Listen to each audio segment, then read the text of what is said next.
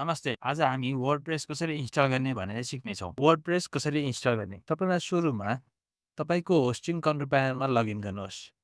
अब बायाँ साइडमा भएको मेनुहरूको सबभन्दा तल्लोपट्टि रहेको वर्डप्रेस म्यानेज बाइ सबटाइप प्लसमा क्लिक गर्नुहोस्।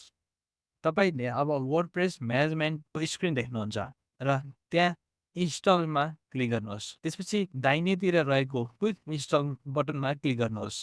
कुन युआरएलमा तपाईँले वर्डप्रेस इन्स्टल गर्दै हुन्छ त्यो युआरएल चुज गर्नुहोस्। इनडाइरेक्टली भएको बक्समा केही नदेख्नुहोस्। अब त्यसको तल्लोपट्टि भएको फर्ममा admin user name, admin password, admin email address भर्नुहोस् र इन्स्टल भन्ने बटनमा क्लिक गर्नुहोस्। अब केही समय पर्खिनुहोस्।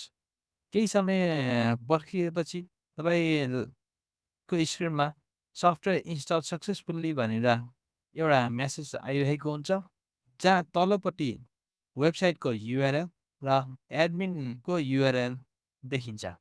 अब वेबसाइटको लागि युआरएलमा क्लिक गर्नुहोस् र एडमिन युआरएलमा क्लिक गरेर अघि राखेको एडमिन युजर नेम र एडमिन पासवर्ड हालेर ओपन गर्नुहोस्। अब अर्को भिडियोमा हामी यस वर्डप्रेसलाई कसरी कस्टमाइज गर्ने भनेर सिक्नेछौँ। त्यतिन्जेल यो भिडियो राम्रो लागे लाइक, सेयर र हाम्रो च्यानललाई सब्सक्राइब गरिदिनु होला। धन्यवाद।